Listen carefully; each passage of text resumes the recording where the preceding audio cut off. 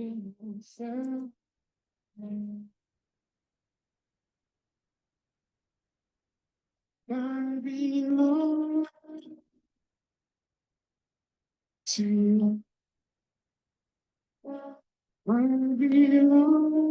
shalom, everyone, and welcome to our Shabbat night lesson number 47, titled Ray.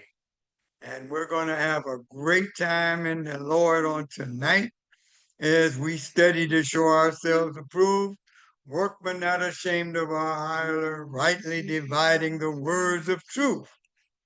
And we have the Ruach HaKodesh, the Holy Spirit, that will guide us, each and every one of us, on our journey to do all that the Torah instructs us to do. So shalom and welcome to our study on tonight. And wow, this Deuteronomy, these lessons in Deuteronomy are so awesome. And there's so much in them that we can learn from. So we're going to cut our music off so that we can get ready to pray and study our lesson on tonight. We're going to be in Devarim, or Deuteronomy chapter 11, verse 26, all the way to chapter 16, verse 17. If you have your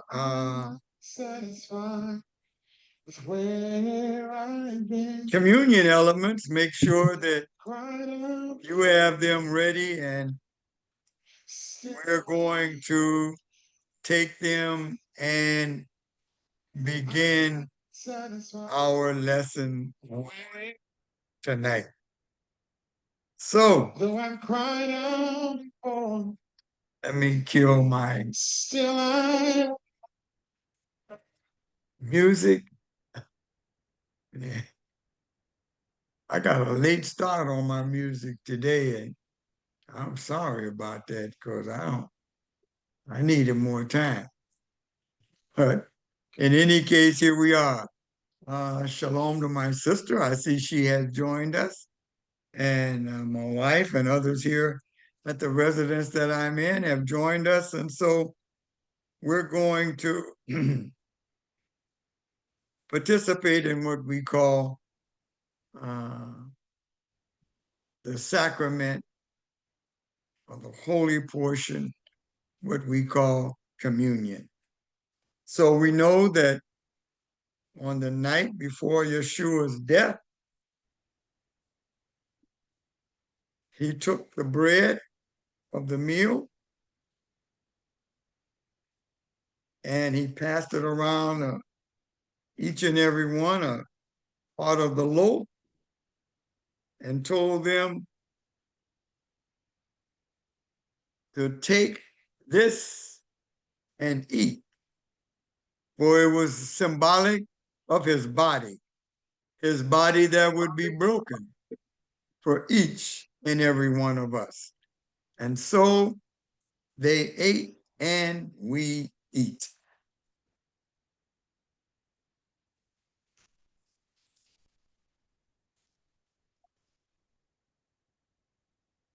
Then he took the cup. It was the cup of redemption, or like the fourth cup that they would drink during a Passover meal. And he passed the cup and he said to each one, take and drink of this, for it is symbolic of my blood that is shed for the remission of your sin and for a renewed covenant with me. Do it often, always, in remembrance of me. And so they drank.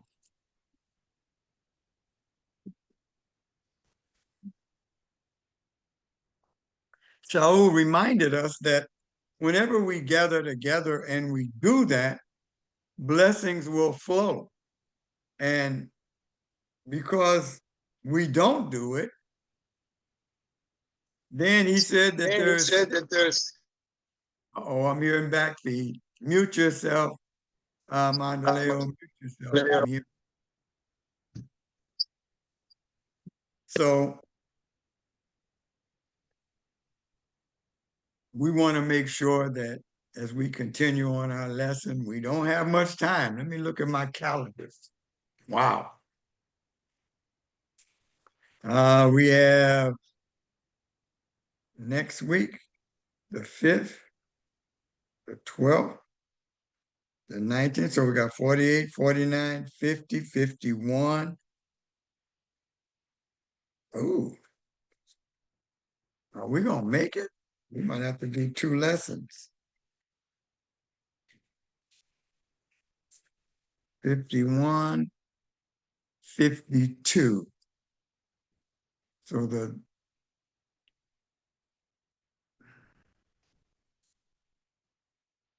all right, so we will just finish.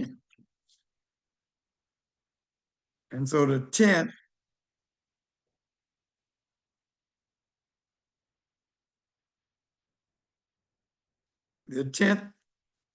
of October, we will be in Sukkot, because Sukkot, the third of the festivals that we are to gather and commemorate what Jehovah has done for us, begins on October 6th. And so, wow. So the third will be our final class for this year. And if we have to do 2, then we'll do 2 on the 3rd of October. But up until that time, we have 48, 49, 50, 51. Yeah. So we'll just finish in time, because at the end of Sukkot, which begins on the 6th of October, the cycle begins to repeat itself. And so the week of the 10th, there won't be a class, but the following week, we will be going back into Genesis, Bereshit, chapter 1. Oh my goodness. So it's been a whole year. That's awesome. We will have completed another year of study. And even as I was going over the lesson for today, I can see different things that I had not paid attention to a degree that I do pay attention to this year was different. And so we're going to have a great time. So with that, we've taken and participated in the sacrament of communion. So with that, let us begin our lesson for prayer, and then our lesson for tonight, which is Re'eh. Jehovah, our Elohim, we bless you for this day. We thank you for this opportunity that has been brought before us to study your word, studying to show ourselves approved workmen, not ashamed of our hire, rightly dividing the words of truth. We thank you for the Ruach HaKodesh, your Holy Spirit, that comes to guide us on our journey. And we yield ourselves and open up to have the Ruach HaKodesh guide us through this lesson and impart to us the wisdom and knowledge of the Torah as we study on tonight. And it's in the name of Yeshua HaMashiach we pray. Amen. With that, let's get to our shared screen, get to our lesson, and what is going on here? All right, I'm going to have to go up. Yeah, I got to go up. I don't know. I forgot to do that because I was studying right up until our lesson began. All right. So with that, we'll get into our slideshow presentation and begin. Here we are. So we are in lesson 47. This is the beginning of Shabbat, and we are in lesson 47 titled Re, and it means to see, or in some translations, behold, because it's talking about seeing with the spiritual eye and not just the flesh, as we look at these words of Torah that are designed to bring us into the understanding and of the knowledge of who we are and of Jehovah, our Elohim, whom we serve. Now, as Yeshua is our high priest and the one who has come to what? Reconcile us back to the Father so that we can understand and re'eh who we are, whose we are, and we can learn what it is that Jehovah requires of us. So Yeshua, through his death and his resurrection, reconciled us back to the ability to see, re'eh, who we are and whose we are. And so with that, we're going to get into our lesson on tonight. And we're going to see that in part, first part of our session. We're going to learn about Shechem, Gerizim, Mount Gerizim, and Mount Ebal. Blessings are going to be pronounced at Gerizim, and the opposite of the blessings or the curses that come from disobedience will be shouted on Mount Ebal. And so we're going to get into that in the first part of our lesson. Then in the second part of our lesson, we're going to understand about Jerusalem, its importance, and when the temple was built, how everything gravitated and operated around the temple. And we're going to see that Moshe is going to be speaking about that to them.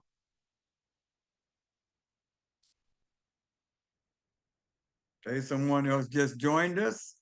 Prophetess Linda has joined us. So thank you for joining us on tonight for lesson 47. So we're going to see that in the second part of our session. In the third part of our session, Moses is telling the children of Israel to not pay attention to what we call false prophet.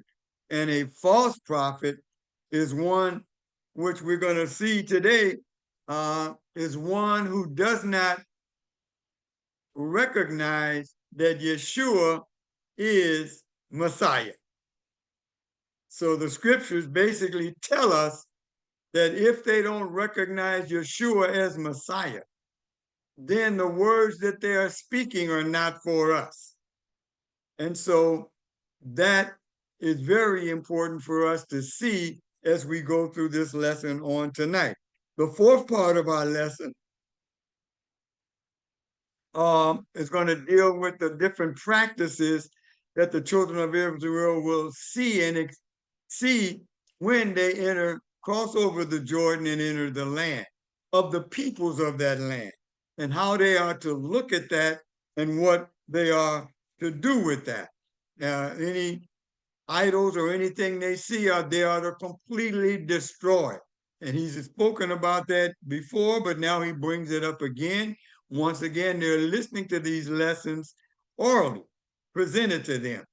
And so even though they're going to be written down, they're receiving these instructions orally from Moshe. Fifth part of our lesson talks about, once again, the tithe. And it's important to understand it, and hopefully we can get into that as we go through our lesson. There's a difference between when the children of Israel crossed over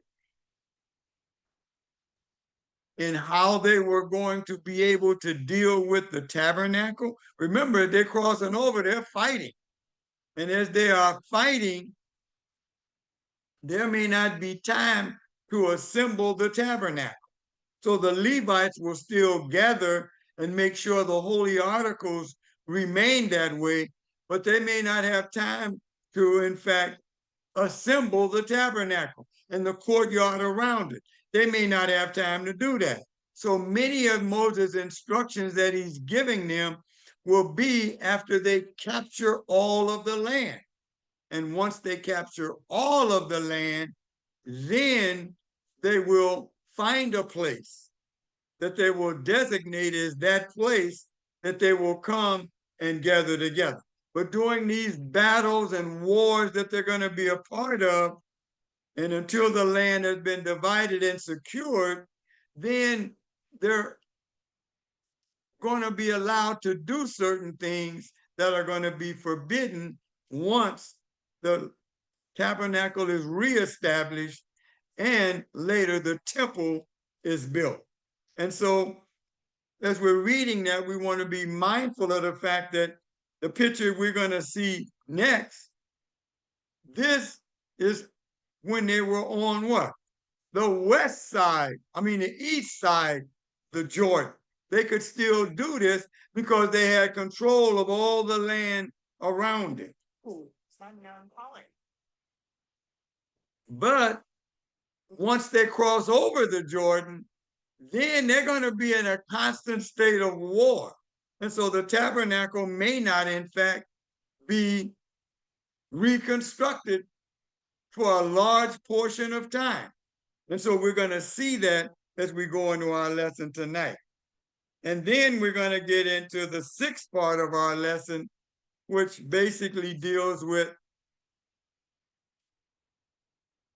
the seventh year, or the Shemitah.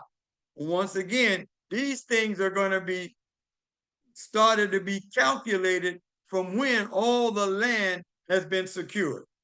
So once the land has been secured, then they will get into the rituals that they may not have an opportunity to do, the festivals, during this period of time that they're conquering the land.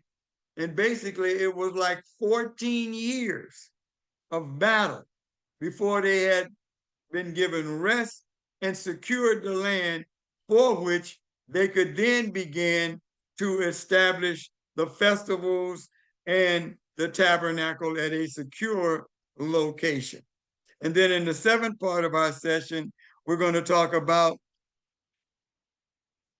once again, the three festivals. He's reminding them of this, and he has to keep doing that, because once they cross over and start all these battles, and until the land is completely secured, they may not understand, even though the Levites will be kind of keeping a calendar, but the whole concept of the Sabbath and all of those things, they will have to look at a little bit differently, because they're going to be in a 14-year cycle of war to take the land, divide the land up into each tribe, giving each tribe their portion, and doing all of that.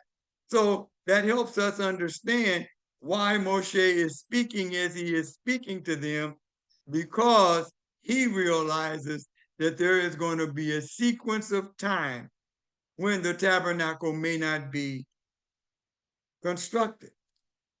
So with that, let's get into some of our scriptures, and then we'll get into a couple of the scriptures I wanted to go over how Jerusalem, where Yerushalayim in Hebrew, was established. So we're going to look at that in 2 Chronicles chapter 6, verses 6 through 9, as Shlomo, or Solomon, is giving the people and praying for the tabernacle. He says in chapter 6, verse 6, "But now I have chosen Jerusalem so that my name can be there, and I have chosen David to be over my people Israel." It was in the heart of David, my father, said Solomon, to build a house for the name of Jehovah, the Elohim of Israel.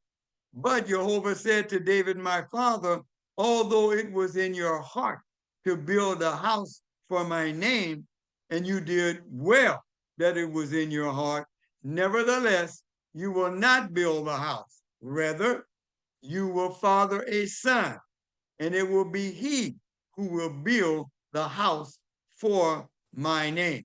So David purchased the land for the building of the temple, but Jehovah told him, because he had been in done so much war and so much bloodshed, and also because of what he did with Uriah, that he would not build the temple, but his son Solomon would in fact build the temple. Then in 1 John chapter 4, verses 1 through 4, dear friends, John says, don't trust every spirit.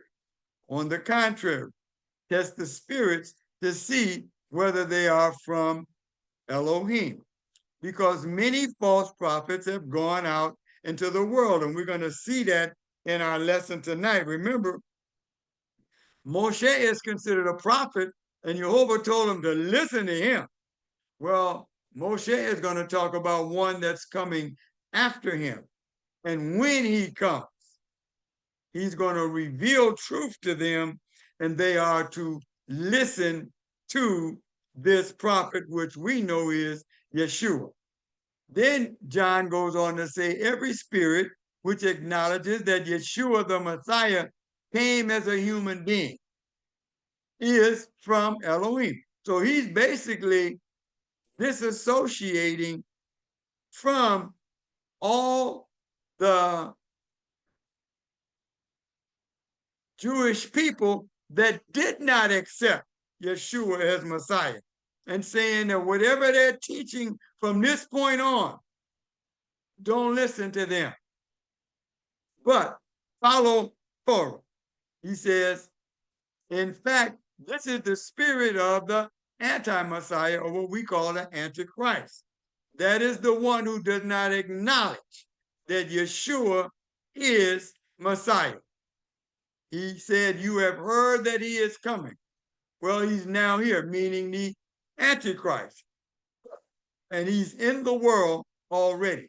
So John, as he was writing his letters to the church, basically is telling them that anyone who does not agree that Yeshua is Messiah, and he came in the flesh from Jehovah, our Elohim, then that is what you consider a false prophet, or one like the Antichrist. So with that, we're going to get into our lesson for tonight, and hopefully we can get into some of these points that will be brought out as Moshe continues to speak to the leaders and people of Israel concerning his instructions to them before he leaves. Oh, did I lose Linda? Let me let her back in. All right. I'll try to let you back in, Linda. All right, so here we go. Now, see, there it is, the word right there, re. It means see, but this is a spiritual, listen with your spirit, not your flesh. He says, I am setting before you today a blessing and a curse. The blessing, if you shema, listen with the intent on obeying to the commands of Jehovah, your Elohim, that I am giving you today. And the curse comes about if you don't, what? Shema, listen and obey to the commands of Jehovah, your Elohim, but turn aside from the way I am ordering you today and follow other gods that you have not known. Verse 29, when Jehovah, your Elohim, brings you into the land you are entering in order to take possession of it. Remember, he's not going across the Jordan. So Moshe is talking about the fact that they're going to go across. And this is what you ought to do when you get across. He says you ought to put the blessing on Mount Gerizim and the curse on Mount Ebal. Both are west of the Jordan, in the direction of the sunset. Right after you cross over the Jordan, you're going to see these high places in the land of the Canaanite, living in the Arva across from Gilgal, near the pistachio trees of Moreh. For you are to cross the Jordan to enter and take possession of the land Jehovah your Elohim is giving you. You are to own it and live in it. Remember, even as Moshe is telling them they are to own it, they are to possess it. But everything belongs to Jehovah. And you are to take care to follow all the laws.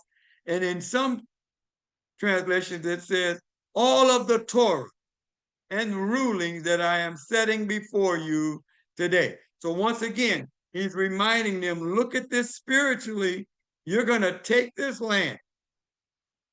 And the reason you're taking it and dispossessing the people is so you can teach the world how to do what? Obey the commands and rulings of Jehovah our Elohim. Then he says in verse 12, chapter 12, verse 1, here are the laws and rulings you are to observe and obey. That's once again, that listen with the intent on being obedient. And it's the same thing for us as we go through the lesson tonight. We're listening and we're going to allow the Holy Spirit to minister to us so we can learn to obey what it is we're being taught. Why? Because we've been taught that we were not required to do these things by the false teachers, many of which had captivated our minds, for which we felt that we weren't required to observe these rulings. Moshe is telling the children of Israel, and he's teaching each one of us today that you are required to obey these laws and rulings. He says, here are the laws and rulings you are to observe and obey in the land Jehovah, the Elohim of your ancestors, has given you to possess as long as you live on the earth. Now we've been dispersed and brought to another land, but we will see as we go through this lesson, we are still required to do these things. He says you must destroy all the places where the nations you are dispossessing serve their gods, whether on high mountains, on hills, or under some leafy tree.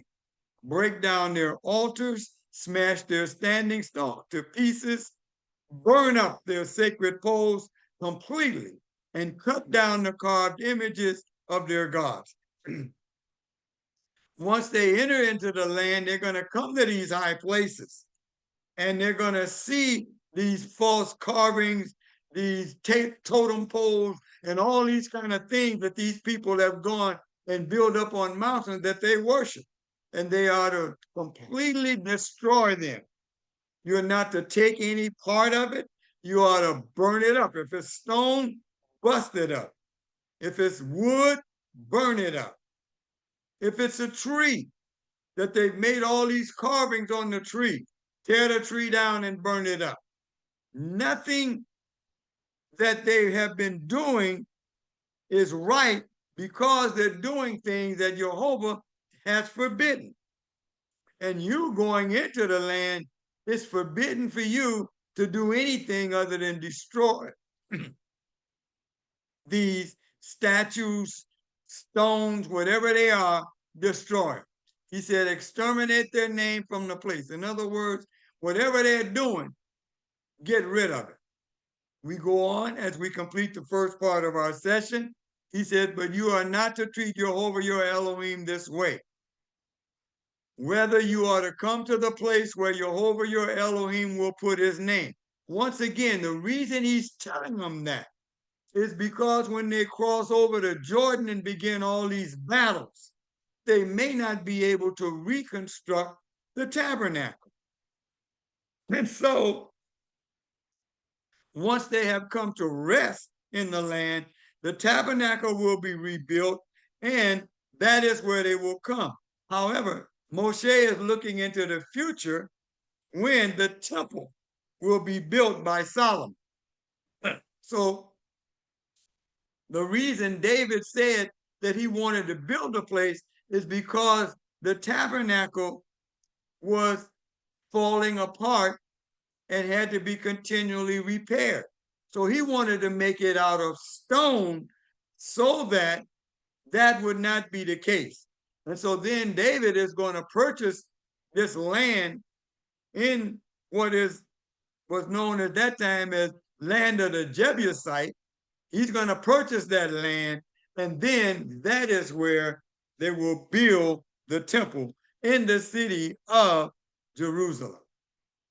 He says, you will bring there your burnt offerings, your sacrifices, your tenth that you set aside for Jehovah, the offerings that you give, the offerings you have vowed, your voluntary offerings, and the firstborn of your cattle and sheep. So they're not going to be able to do this perhaps while they're at war with all these other nations. But when peace comes, then you're going to rebuild the tabernacle, and that's where you bring your offerings.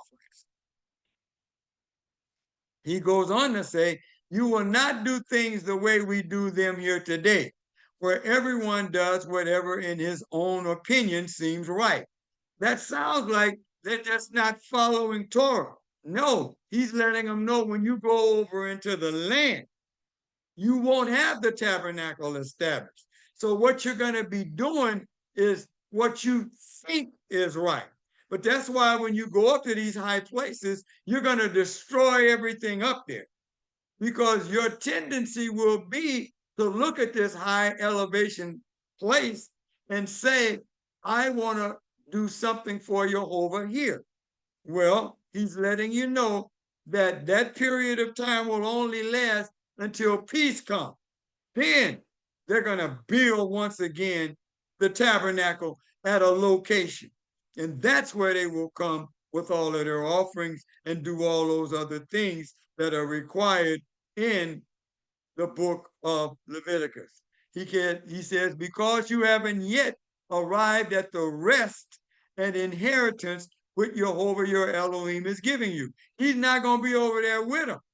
So he's letting them know that when you enter that period of rest, reestablish the tabernacle, and from that point on, allow the Levites to teach you concerning the festivals and everything else, and where you are in terms of what? Time.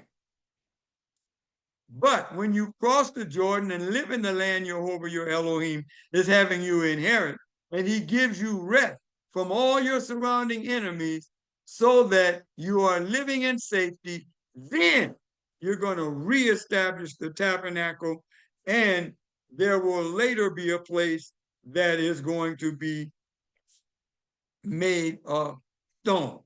But the whole tabernacle may not be allowed to be reestablished because you have not what? Conquered all of the land. We go on. Second part of our session. Then you will bring all that I am. See, once that is reestablished, then the Levites are going to re-instruct them as to how they are to do things. He said, bring all that I am ordering you to the place over your Elohim chooses to have his name live, which is what? Initially the tabernacle, but later the temple. He says your burnt offering, sacrifices, tents, the offering from your hand and all your best possessions that you dedicate to Jehovah. He says, and you will rejoice in the presence of Jehovah, your Elohim. You, your sons and daughters, your male and female slaves, and the Levites staying with you, inasmuch as he has no share or inheritance with you. So doing all of these battles and everything, the Levites are going to be continuing to understand what? The appointed times. However, they won't be able to really do them because the tabernacle will not be reconstructed. He goes on to say, however, you may slaughter and eat meat wherever you live. So once again, in talking about doing whatever you think is right, you can slaughter these animals and eat them, but it's not a sacrifice. It's just because you want to eat them. And wherever you want, in keeping with the degree in which Jehovah your Elohim has blessed you. So you can say, I want to offer this up. But just understand that without the tabernacle, you will not be able to do that in line with what Jehovah has instructed you to do. Not telling you to don't bless what you're doing and all of that, but it won't be to the same degree that it will be when you are brought to rest. He says, then what? These animals, the unclean and the clean, may eat it. That doesn't mean you can eat an unclean animal. No. What he's basically saying is those people that might be ritually impure because maybe they killed somebody, you know, they can still eat it.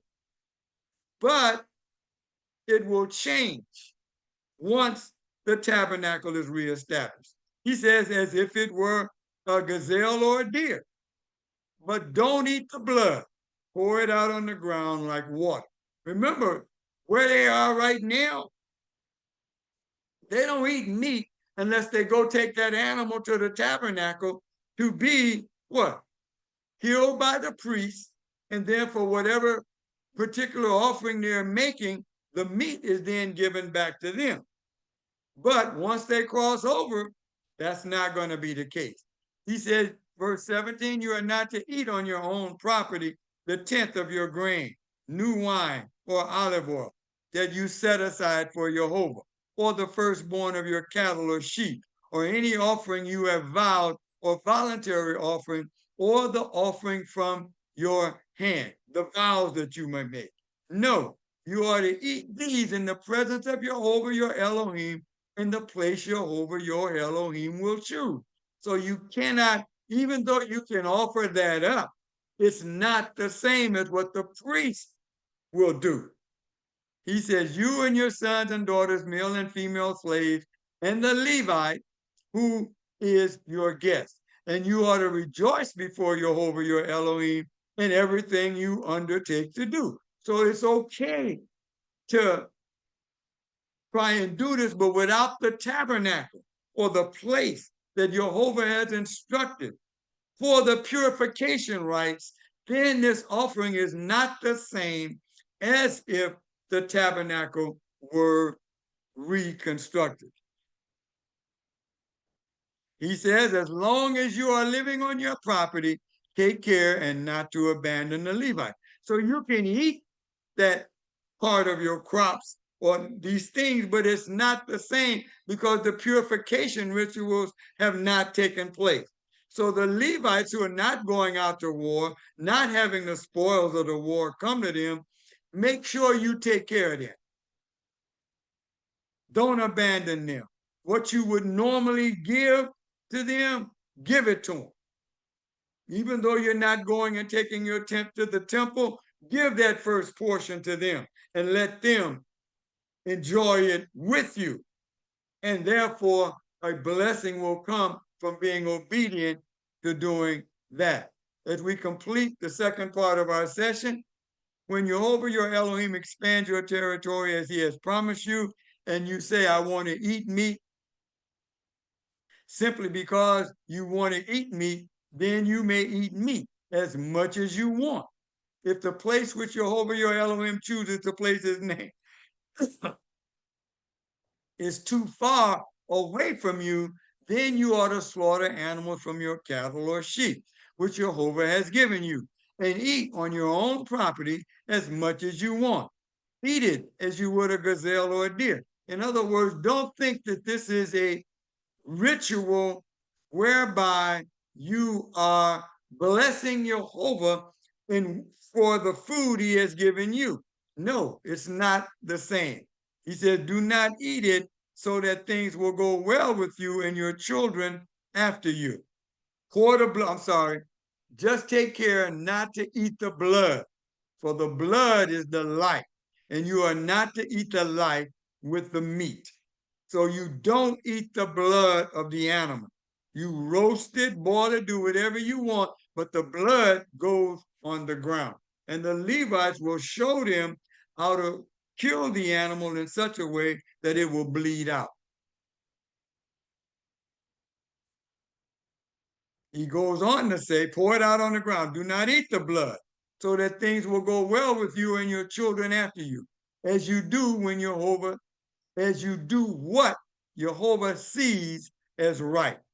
Only the things set aside for Elohim, which you have, and the vows you have vowed to make, you must take and go to the place which Jehovah will choose. So, in other words, once the tabernacle is reestablished, then you can take these offerings there. Then the purification rituals will take place, and that food now becomes holy. Other than that, you just eating it. So, yeah, you can bless Jehovah for eating it, but the purification and the rituals of it have not taken place. He says, verse 28, obey and pay attention to everything I'm ordering you to do, so that things will go well with you and with your descendants after you forever, as you do what Jehovah sees as good and right. We go on to the third part of our session. Chapter 12, verses 29 through chapter 13, verse 19. When Jehovah your Elohim has cut off ahead of you the nations you are entering in order to dispossess, and when you have dispossessed them and are living in the land, be careful, after they have been destroyed ahead of you, not to be trapped into following them, so that you inquire after their gods and ask, how did these nations serve their gods? I want to do the same. See, these things are possible because the tabernacle has not been reconstructed. The Levites are not necessarily teaching as they will teach, although they are doing some teaching. But the concept of war is in the minds of the soldiers. And so then you might say to yourself, I'm not so sure. No, do what I told you to do. Obey. Destroy all of their idols, all of it. Destroy all of that. He says, you must not do this to Jehovah your Elohim, for they have done to their gods all of the abominations. So don't even inquire of the Levites or anyone else about how those nations serve their God. They might look beautiful. Burn them up. Destroy them. He said, why? He said, for they have done to their gods all of the abominations that Jehovah hates. That's why they're being kicked out of the land, because of the things that they're doing. So don't you come behind them and inquire about what they did. No, just know, destroy them and don't get involved in it. He says, they even burn up their sons and daughters in the fire for their God. You are not to do that. Chapter 13, verse 1, everything I am commanding you, you ought to take care to do. Do not add to it or subtract from it. So once you get into those conversations about what those other nations did, then your tendency is to want to check it out.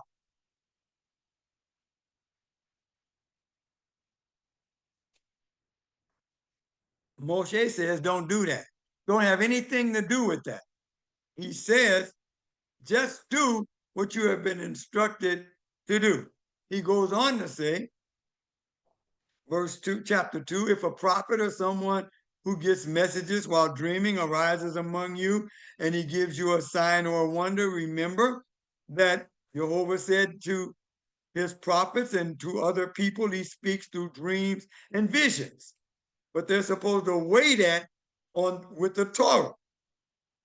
He says if that person comes about and a sign or wonder comes about, as he predicted when he said, let's follow other gods, which you have not known, and let us serve them. So just because something happens that he says was going to happen, don't fall for that. He says you are not to listen to what that prophet or dreamer says. For Jehovah your Elohim is testing you in order to find out whether you really do love Jehovah your Elohim with all your heart and being. You ought to follow Jehovah your Elohim, fear him, obey his commands, listen to what he says, serve him, and cling to him. And that prophet or dreamer is to be put to death because he urged rebellion against Jehovah your Elohim. He's telling you things that the Torah forbids. Do not listen to them. In fact, Moshe says, kill him, because he says, who brought Jehovah, who brought you out of the land of Egypt and redeemed you from a life of slavery. He says, in order to seduce, this prophet is doing things to take you away from Jehovah, your Elohim, and what he has ordered you to follow. This is so important because when we go back and study all of these things that we are doing as so-called Christians that are contrary to the word, we should understand by studying the Torah. This is why they tell you you don't have to study that, because they don't want you to know and understand that, no, these holidays that have come to what we call Christianity from pagan influences and pagan sources, don't do those things. Why? Because you are really transgressing the things that Jehovah has ordered you to do. And so that's why in our lesson today, we're going to end up with the festivals. Those are the things we ought to do, not these man-made things that have come up that are contrary to the Torah. He says, this is how you ought to rid your community of that wickedness. So we have to now be transformed by the renewing of our minds, as Shaul, Paul has told us, because we have been instructed improperly that we didn't have to do Torah, that we could do things with bunnies and trees and all these other things that the Torah forbids. He says you need to get rid of that stuff in your mind, and that's why we study Torah, so we could learn what Jehovah told us we are to do. And these things that he forbids us, which Moshe is telling them, this is what's going to happen, has happened to us. And we've been taught incorrectly. But now we want to do what Jehovah, our Elohim, has ordered us to follow. We go on. If your brother, the son of your mother, or your son, your daughter, your wife, whom you love, or your friend, whom means as much to you as yourself, secretly tries to entice you to go and serve other gods, to get involved in these other so-called holidays, then you're not to do it. Now, you don't kill them, and we can't do that. That's if you were in the land. But now we let them know that what they are doing is going to get them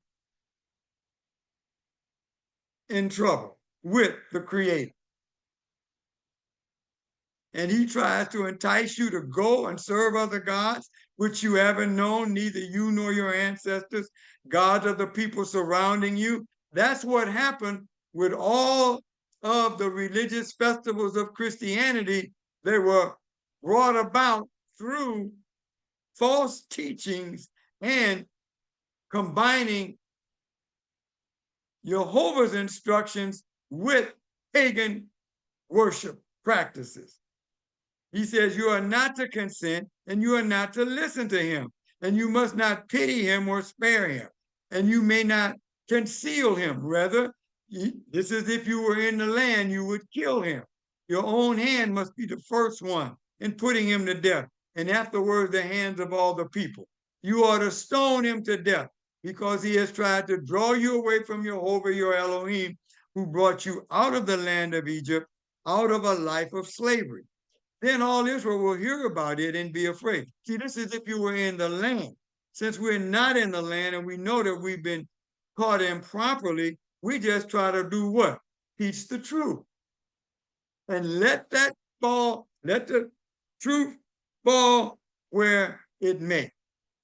He says, if you hear it told that in one of the cities which Jehovah your Elohim is giving you to live in, this is all about living in the land of Israel under the directions of Jehovah our Elohim. If somebody tells you now you're in a foreign land, for things that the Torah teaches you are not right, then he said that's a scoundrel that sprung up among you and have drawn you away. Then don't do that. He's going to tell you, let's do these things. They're okay because we're not bound by the Torah anymore. So we can have these bunnies and these eggs, and we can have these trees and these shrines that we're setting up. You can have those things. But if they're contrary to the Torah, then we are not supposed to do it. Even if it seems okay, it's not hurting anyone. No, we are not supposed to do it. Let's go on. As we complete the third part of our session, you must put the inhabitants of the city. If you found a city that they were doing that, that's in the land of Israel, then you would destroy that city and all the things that that city had erected that were contrary to the word. He says, heap all its spoils in an open space and burn the city with its spoils to the ground for Jehovah your Elohim. It will remain a tell or a dung heap forever and not be built again. Well, they say that because what happens when a city is destroyed, what they usually do is take the parts of the concrete walls and everything that they can reconstruct and build the city once again over that heap. But he says in these instances, no, get rid of that and don't ever build anything there again. He says, Jehovah will turn from his fierce anger and show you mercy, have compassion on you, and increase your numbers as he swore to your ancestors. Provided you what? Shema. Listen with the intent on being obedient. That's why we study Torah. We know that we've been taught incorrectly. But once we're taught correctly, then we begin to say, okay, what is the Torah telling me I should do? He's telling you, don't do those things that were established through pagan symbols and worship. Don't do them. Get back in your right mind and study Torah and do what the Torah says do. He said, listen to what Jehovah says and obey all his commands that I am giving you today, thus doing what Jehovah your Elohim sees as right. That's what we want to learn to do. What are you telling us we're supposed to do? I know we've been misguided, misled. What is it that you want us to do? And the Ruach HaKodesh will guide us into doing what Jehovah's Torah says do and not doing what pagan worship has brought into our study of the word. Fourth part of our session. He says, this is why, chapter 14, verse 1, you are the people of Jehovah your Elohim. We are his people,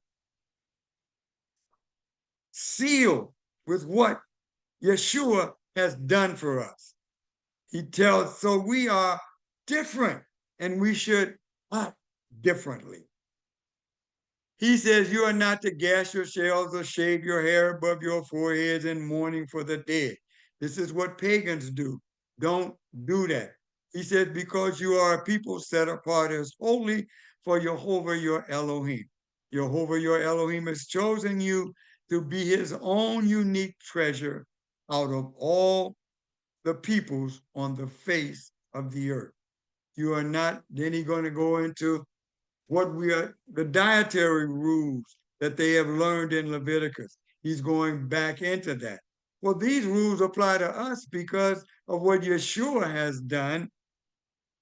We are what? Children of Elohim, of Jehovah. And so what was good in the Torah is still good for us. And we don't listen to people who tells us that you can eat anything you want now because of what Yeshua did. Yeshua is the Torah. He's the walking Torah. And he said, I will not do away. Matthew chapter 5, verse 17. I didn't come to destroy the Torah, but tell you and show you what it really means for you to do. and obey it. So we have the same responsibilities as we're reading here today. The animals you may eat are ox, sheep, goat, deer, gazelle, roebuck, ibex, antelope, oryx, and mountain sheep. Any animal that has a separate hoof that is completely divided and also chews the cud. These animals you may eat, but you are not to eat those that only chew the cud or only have a divided hoof. For example, the camel, the hare, that means the rabbit, and the coney are unclean for you because they chew the cud but don't have a separate hoof. While the pig is unclean for you because although it has a separate hoof, it doesn't chew the cud. You are not to eat meat from these or even touch their carcasses. So when we were taught that we could eat anything we want because Yeshua purified it, Yeshua said, I didn't come to do away with the Torah. So therefore, he did not do that. And so when someone tells you that he did, go back, study Torah, and see what even Yeshua said, who is the walking Torah. He is the word that became flesh. See if he said, you can eat that. See if he ate it. He didn't do that. So we have to relearn what we can eat and what we can't eat. And then when we learn it, then we have to what? In order to obey it, we have to do it. Then he gets into the water, the animals in the water. He says, of all the lives in the water, you may eat these. Anything in the water that has fins and scales, these you may eat. But whatever lacks fins and scales, you are not to eat. It is unclean for you. You may eat any clean bird, but these you are not to eat. Eagles, vultures, ospreys, kites, any kind of buzzard, any kind of raven, ostriches, screech owls, seagulls, any kind of hawk, little owls, great owls, horned owls, pelicans, barn owls, cormorants, storks, any kind of heron, hoopies, and bats. All winged swarming creatures are unclean for you. They are not to be eaten, but all clean flying creatures you may eat. You're not to eat any animal that dies naturally. Although you may let a stranger staying with you eat it, that means if an animal just dies from some sickness or something like that, you're not to eat that. Or if it hasn't been, it wasn't killed in a kosher manner, you're not to eat it. But the foreigner, if he wants to eat it, let him eat it. But because you are a what? Holy people for Jehovah your Elohim, you are not to eat it, and you are not to boil a young animal in its mother's milk. So that basically means that you don't kill the mother and that animal on the same day. You respect the fact that that mother brought that animal into the world, and let that, if you're going to kill the mother, you don't kill the young. If you're going to take the young from the mother, then leave the mother alive. Fifth part of our session. And in the fifth part, we're going to talk about, let me get my notes, the tithing. Because once again, Moses is going over this because there's not going to be a tabernacle immediately upon going into the land. He goes on and says in chapter 14, verse 22, every year you must take 1/10 of everything your seed produces in the field and eat it in the presence of Jehovah your Elohim. In the place where he chooses to have his name live, you will eat the 10th of your grain, new wine, olive oil, and the firstborn of your cattle and sheep, so that you will learn to fear Jehovah your Elohim always. That is, when the temple or the tabernacle is reestablished, then you will take your 10th there. And there you will give it to the priest, and the priest will do what? Allow you to take a portion of it and eat it. And you're going to have a festival that you will do that at. He goes on to say, in the place where he chooses to have his name live, you will eat the 10th of your grain, new wine, olive oil, and firstborn of your cattle and sheep, so that you will learn to fear Jehovah your Elohim always. But if the distance is too great for you So once again, this helps you understand that the whole land has been conquered now. So if that distance is too far and you are unable to transport it because the place where Jehovah chooses to put his name is too far away from you, this is specifically going to be the case when the temple is established in Jerusalem. When they initially conquered the land, it was pretty much at Shiloh where the tabernacle was reconstructed. And so that's where they would have to go. But the people way up in the north wouldn't be able to get there with their animals and with their produce. He says, then when Jehovah prospers you, you are to convert it into money. You can sell it.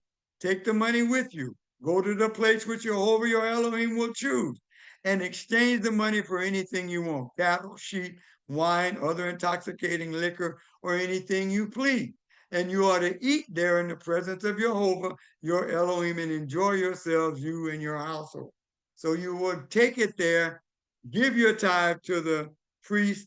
They will take part of it and give it to you, and you will have your own little festival for you and your family and those who have made the trek with you. He says, but don't neglect the Levites staying with you. Once again, this is during the time when the tabernacle might not be constructed. Don't neglect the Levite because he has no share in inheritance like yours. At the end of every 3 years, now this is once again the tabernacle or the temple is established. At the end of every 3 years, you ought to take all the tenths of your produce from that year and store it in your town. So now you're going to take that directly. A tenth of that is going to go directly to the Levite. Then the Levite, because he has no share or inheritance like yours, along with the foreigner, the orphan, and the widow living in your towns, will come and eat and be satisfied, so that Jehovah your Elohim will bless you in everything your hands produce. So we can see once again what's going on here. And that is the tabernacle is reconstructed, or in the time of the temple, you will go directly and take, you're going to have two tithes. They're going to be a tenth will go directly to Jerusalem, and then a tenth will go directly to the Levites wherever they're living. And there you will give that to the Levites, and the Levites will fill the orphans and give them food to eat whenever they're destitute and need food. They will always be able to go to the Levite cities and eat that food because the Levites will have plenty that they can share with others. Sixth part of our session is going to talk about the Shemitah, once again, the 7th year. At the end of every 7 years, you ought to have a Shemitah. We talked about that in Leviticus. Here's how the Shemitah is to be done. Every creditor is give up what he has loaned to his fellow member of the community. He is not to force his neighbor or relative to repay it. Anybody that has borrowed anything from you, the debt is canceled on the 7th year because Jehovah's time of remission has been proclaimed. Those are for your brothers. That is not the foreigner. You may demand, verse 3 says, you may demand that a foreigner repay his debt, but you ought to release your claim on whatever your brother owes you. In spite of this, there will be no one, in spite of this, there will be no one needy among you, because Jehovah will certainly bless you in the land which Jehovah your Elohim is giving you as an inheritance to possess. If only you will shema, listen with the intent on being obedient carefully to what Jehovah your Elohim says, and take care to obey all these commands I'm giving you today. Yes, Jehovah your Elohim will bless you as he promised you. You will lend money to many nations without having to borrow, and you will rule over many nations without their ruling over you. So if you are obedient to the commands of Jehovah, even though we are in this foreign land, if we will learn to live in a different manner, we will see that there won't be any poor and destitute among us. Why? Because we will share what we have with others. We won't have billionaires and then people sleeping on the street eating nothing. That won't be the case. Because if you do and live like Jehovah tells you to live, then that won't happen. If someone among you is needy, one of your brothers in any of your towns in your land, which Jehovah your Elohim is giving you, you ought to not harden your heart or shut your hand from giving to your needy brother. No, you must open your hand to him and lend him enough to meet his need and enable him to attain what he wants. So everything belongs to the Creator. So if he's giving us these rules and regulations, they are what? For our own good. So the only thing wrong about having a billion is if your brother doesn't have anything. Then you're to take your brother, give him what he needs to start a business so he could take care of himself. You're not to loan it to him, you're to give it to him. He goes on and say, guard yourself against allowing your heart to entertain the mean-spirited thought that because the seventh year, the year of Shemitah is at hand, you would be stingy toward your needy brother and not give him anything. For then he may cry out to Jehovah against you, and it will be your sin. So even up to the 6th year, you still are following the dictates of helping your brother. And so even though you know that at the sound of the shofar in that 7th year, all debts are eliminated, Jehovah says, if you loaned him money for his business anyway, I will bless you and I will repay you for your deed. If you do not, you are actually sinning. We complete the 6th part of our lesson. Rather, you must give to him. You are not to be grudging. This is where the whole concept of Shaul telling us of a what? Cheerful giver. Don't do it grudgingly because you're commanded to. He says, if you do this, Jehovah your Elohim, he won't bless you in all your work and everything you undertake if you do it and not be grudging. If you're happy to do it, then a blessing must come. He goes on to say, for there will always be poor people in the land. That is why I'm giving you this order. You must open your hand to your poor and needy brother in your land. So this is why Shaul talks about the fact that Yeshua said when he was there talking with his disciples, the poor will always be with you. But listen to what I'm telling you now so that you can obey this so you can help the poor. They'll always be there. Now it's more important to listen to what I'm telling you and do it. He goes on, if your kinsman, a Hebrew man or woman, is sold to you, he is to serve you for 6 years, but in the 7th year, you ought to set him free. Once again, people confuse that with 7 years later. No, the year of Shemitah was to be by the Levites. We have calendars now, so we can understand when that is. When that year comes, obey it. That's what Jehovah is saying. He's not telling you that every 7th year is a Shemitah. No, it's not. The Shemitah year is kept by the Levites, and now that we have calendars that can tell you when that is, then you know when the year of Shemitah is, and that's the year when that person is free. If it's always, then he would never have to do that because every 7th year, he would have to automatically work 6. No, that's what Shemitah does. But if he says to you, I don't want to leave you because he loves you in your household and because his life with you is a good life, now this person that has sold himself to you says, the year Shemitah comes, you said you are free. Then he says, I don't want to go. I want to stay here and work with you.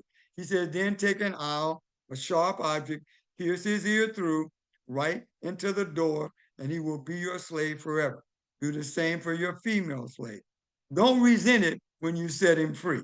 Now, because he's time's up, could have been 2 years, could have been 3 years, could have been 6 years, but time is up, and it's time for you to set him free. He said, don't resent it. Since doing his 6 years of service, or however many years he's been there, he's been worth twice as much as a hired employee. Then Jehovah your Elohim will bless you in everything you do.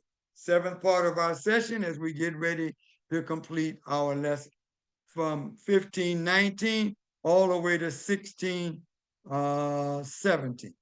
All the firstborn males in your herd of cattle and in your flock you are to set aside for Jehovah your Elohim. You are not to do any work with the firstborn from your herd or shear a firstborn sheep. Each year, you and your household are to eat it in the presence of Jehovah your Elohim. Once again, the tabernacle and the tabernacle or the temple, that's where you will go to do that. But if it has a defect, is lame or blind, has some other kind of fault, you are not to sacrifice it to Jehovah your Elohim. And the priests are not supposed to let that happen. Rather, eat it in your own property. Don't take it. Bring the next one that's that is what? Unblemished. He said, rather eat it in your own property. The unclean and the clean alike may eat it like the gazelle or the deer. Going over that information one more time. Don't just eat the blood, but pour it out on the ground like water. We go into observe the month of Aviv in chapter 16. We're going to get into the festivals once again. During the time that they were capturing the land, the Levites were supposed to keep track of time. That's why when Moshe is writing all these things down, he gives a certain time reference. So they are to keep that so that once the land is at rest, they can then reinstitute these things based on the same calendar that was established when they were in Egypt. Observe the month of Aviv, that's the first month, and keep Passover to Jehovah your Elohim. For in the month of Aviv, Jehovah your Elohim brought you out of Egypt at night. You are to sacrifice the Pesach offering, Passover, from the flock and herd to Jehovah your Elohim in the place where Jehovah will choose to have his name live. You are not to eat any hamatz or leavened with it. For 7 days you are to eat it with matzah, the bread of affliction. So for 7 days, right after Passover, you go into the Feast of Unleavened Bread. No leaven is to be seen with you anywhere in your territory for 7 days. That's in the land of Israel. None of the meat with your sacrifice on the first day in the evening is to remain. So on the night of Passover, no, none of it is to remain until sunrise. You either eat it all or burn it up. But he says, you may not sacrifice the lamb offering in just any of the towns that Jehovah your Elohim is giving you, but at the place where Jehovah your Elohim would choose to have his name live. That's why the sheep and everything, if you were too far away, would be brought to Jerusalem to celebrate the Passover there. But at the place where Jehovah your Elohim will choose to have his name live, there is where you are to sacrifice the Pesach offering in the evening, when the sun sets at the time of the year that you came out of Egypt. We go on and complete our lesson. You are to roast it, remember? And eat it in the place Jehovah your Elohim will choose. In the morning you return and go to your tent. So after you do that at night, in the morning you can go back to the place that you're celebrating, because you will remain around the tabernacle or in terms of the temple in Jerusalem for the Feast of Unleavened Bread. For 6 days you are to eat matzah. And on the 7th day, there is to be a festive assembly for Jehovah your Elohim. Don't do any kind of work. You are to count 7 weeks. So now we're going into getting ready for Shavuot. You are to begin counting 7 weeks from the time you first put your sickle to standing grain. You observe the festival of Shavuot, or weeks, for Jehovah your Elohim with a voluntary offering, which you are to give in accordance with the degree to which Jehovah your Elohim has prospered you. You are to rejoice in the presence of Jehovah your Elohim. It's all a festival. So it's festive. You're sharing food, all kinds of food and festivities. designed for Shavuot. And now this is a 2-day festival. You, your sons and daughters, your male and female slaves, the Levites living in your towns, and the foreigners and orphans and widows living among you, in the place where Jehovah your Elohim will choose to have his name live. Remember that you were a slave in Egypt. Then you will keep and obey these laws. You are to keep the festival of Sukkot, which is the last festival, for 7 days after you have gathered the produce of your threshing floor and winepress. Rejoice at your festival. Remember, this year that starts October 6th. You, your sons and daughters, your male and female slaves and Levites and foreigners, orphans and widows living among you. 7 days you are to keep the festival for Jehovah, your Elohim, in the place Jehovah, your Elohim, will choose. We can't do that because the temple is destroyed. So you can still celebrate for 7 days right where you are. 7 days you are to keep the festival for Jehovah, your Elohim, in the place, since we don't have that, because Jehovah, your Elohim, will bless you in all your crops and all your work. So you are to be full of joy. 3 times a year, all your men are to appear in the presence of Jehovah, your Elohim, in the place which he will choose. That is, once the tabernacle is reestablished and when the temple was built.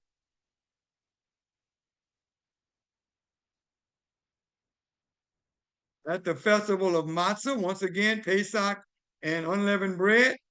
The festival of Shavuot, 2 days for the festival of Shavuot, and then the 7-day festival of Sukkot. They are not to show up before Jehovah empty-handed, but every man is to give what he can, in accordance with the blessing Jehovah your Elohim has given you. Oh my goodness. Thank you so much for enduring. Let me see what well, it wasn't that bad. Only 17 minutes passed, but we did get through all of our lesson.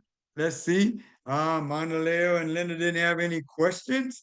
So the ones that do have questions, you will have to wait until you see this or email me whatever your questions are. So with that, we have completed our lesson. So we're going to do the priestly blessing from Numbers or Bamidbar chapter 6, verses 24 through 26. May Jehovah bless you and keep you. May Jehovah make his face shine upon you and be gracious to you. And may Jehovah lift up his countenance upon you and give you peace. And with that, I say shalom. I will see you next week for lesson number 48. Shoftim, or judges. Same time, same place, Lord willing, and the creek don't rise. Shalom. See you next week.